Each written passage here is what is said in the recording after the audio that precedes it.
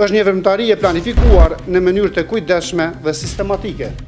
Ka vepruar sipas planit operacional. Fillimisht kanë vendosur barikada me kamion, kanë kryer monitorimin e terrenit, janë pozicionuar njësitë armatosura dhe më pas kanë filluar sulmin e drejt për drejt ndaj institucionit të rast policisë së Kosovës.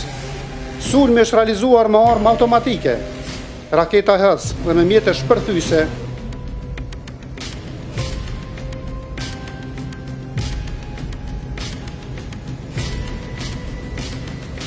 Këtu nuk kemi të bëjmë me një rast të një incident të izoluar, por kemi të bëjmë me një organizim të mirëfillt kriminal me qëllim terrorist dhe me synim të cënimit të rendit kushtetues të sigurisë së Republikës së Kosovës. Fillimet e këtij organizimi nuk datojnë realisht nga me datën 24 shtator 2023.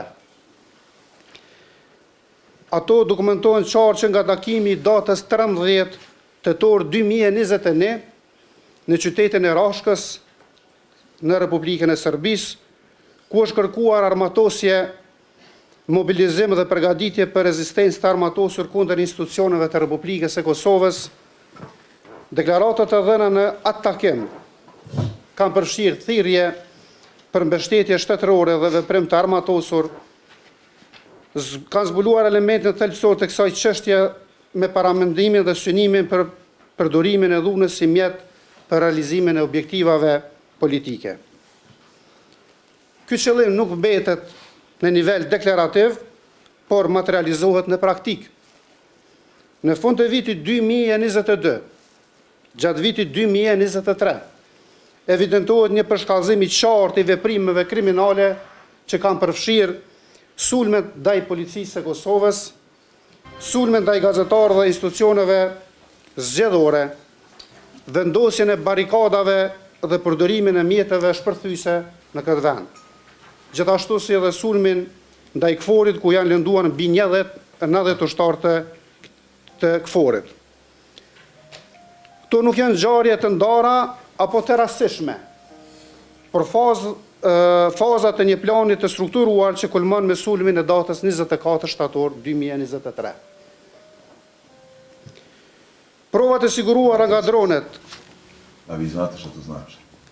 telefonat, harta dhe pajisjet e sekuestruar në vendin e ngjarjes që i përkisnin grupit të armatosur dëshmojnë qartë se ky grup ka zhvilluar një stërvitje ushtarake në poligonin Pasuljanske Livade në Republikën e Serbisë pa pengesa nga autoritetet përkatëse.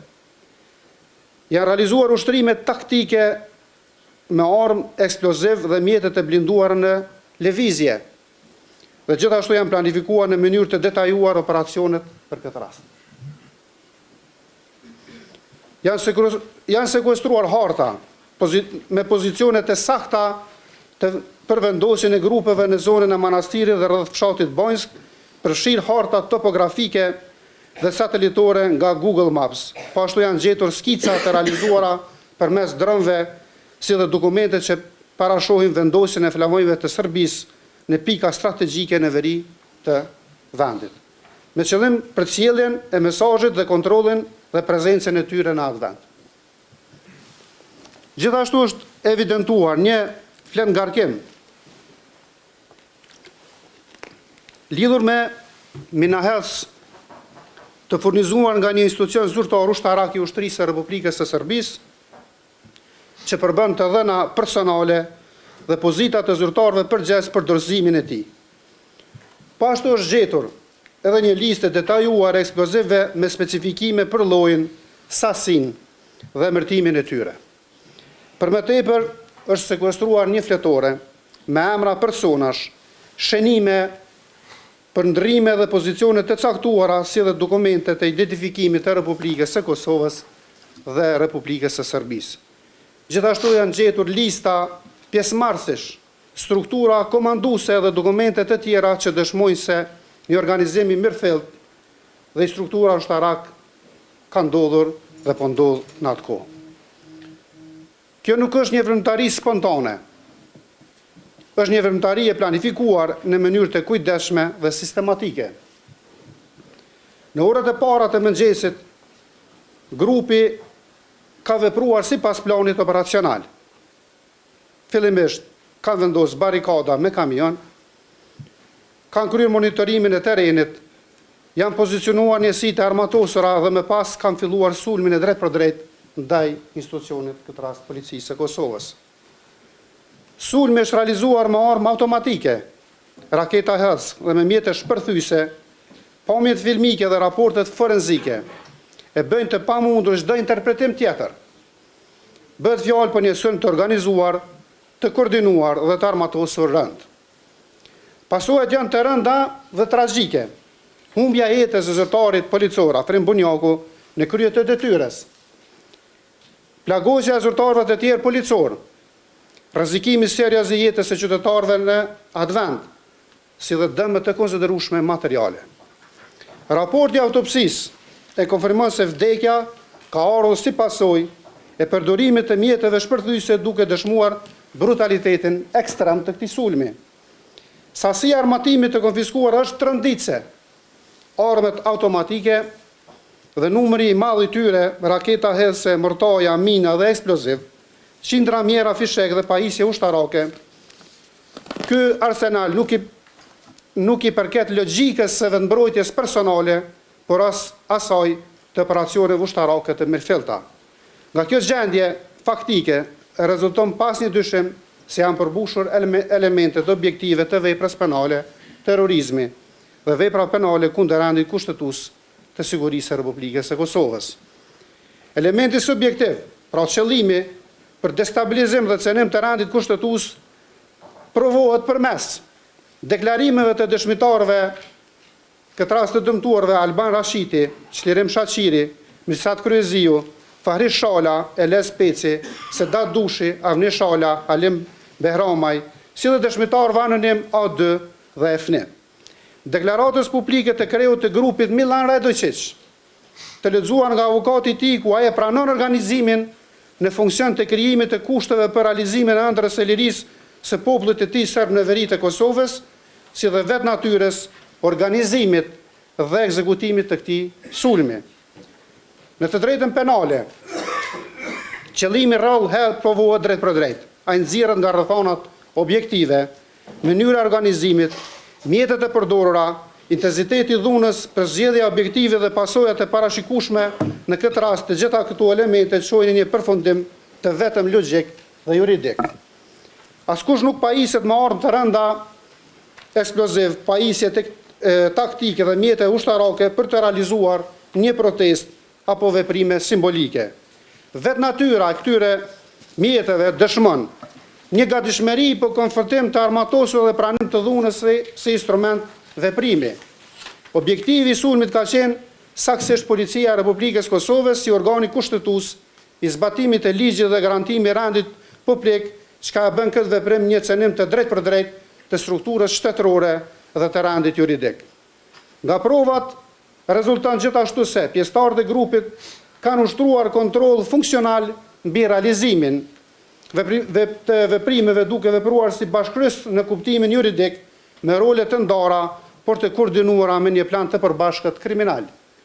Prandaj pasoja fatale përfshi rastin e arreshterit Afrim Bunjaku i atribuohet të gjithë pjesëmarrësve, pasi ajo është rezultat i drejt për drejt i veprimeve të koordinuara dhe të vetëdijshme të këtij grupi. Parashikueshmëria e pasojës në këtë rast është evidente. Përdorimi i armëve të rënda kundër forcave policore e bën vdekjen dhe plagosjen një pasojë juridikisht të pritshme dhe tipike. Pretendimet për mungesë të dienie janë të pabazuara dhe bien ndesh me faktet objektive. Armatimi i rënd, uniforma taktike, komunikimi koduar dhe pozicionimi organizuar e përjashtojnë çdo mundësi të veprimit të pavetëdijshëm. Nga tërësia këtyre rrethonave rezulton qartë se të pandehurit kanë vepruar me dashje të drejtë për drejtë, duke pranuar rrezikun dhe duke synuar realizimin e një operacioni të armatosur kundër rendit kushtetues të Republikës së Kosovës. Rrjedhimisht veprimet e tyre përbëjnë veprën penale të kryesë veprës terroriste dhe veprave të rënda kushtetuese të sigurisë së Republikës së Kosovës. Këto veprime me datën 24 shtator 2023 përbëjnë aktet e mirëfillta terroriste, duke shkaktuar vrasje dhe lëndime të zyrtarëve policor, përdorim të eksplozive dhe armëve të rënda si të rrezikim serioz të jetës së njerëzve me synim destabilizimin dhe cenimin e strukturave themelore politike, kushtetuese, ekonomike dhe shoqërore të Republikës së Kosovës. Ne vim duke bazuar në planifikimin paraprak, përgatitjet e detajuara për fshirë stërvitjet në poligone ushtarake në Serbi, numrin e madh të pjesëmarrësve, arsenalin e konfiskuar, mbështetjen logjistike dhe hartat e detajuara në territorin e veriut të Kosovës, si dhe deklaratën publike të Milan Radojqiqit, e rezulton se grupi ka synuar dhe shkputjen e pjesës veriore të territorit të Republikës së Kosovës dhe bashkimin e saj me Republikën e Serbisë. Në këtë kuptim, veprimet e tyre nuk kanë qenë vetëm terroriste, por edhe me elementet e qarta separatiste, duke synuar ndryshimin e integritetit territorial të Republikës së Kosovës. Në praktikën penale nuk është e pazakontë që veprimet kriminale e konsumojnë më shumë se një vepër penale, kur ato e përmbushin elementet e disa figurave të ndryshme penale njëkohësisht. Madje në praktikën ndërkombëtare, njihen grupe të ndryshme terroriste dhe separatiste, siç është ETA dhe IRA, të cilat kanë ndërthurur vendtari terroriste me objektiva politike dhe territoriale. Të nderuar anëtarë të trupit gjykues, të pandehurit që ndodhen para kësaj gjykate nuk janë kalimtar të rastishëm. Ata janë pjesë aktive të këtij grupi, janë arrestuar në vendin e ngjarjes, kanë qenë të armatosur dhe të pajisur ushtarakisht, kanë lënë zhurmë forenzike të përdorimit të armëve dhe janë lidhur përmes komunikimeve dhe prova materiale me këtë organizim.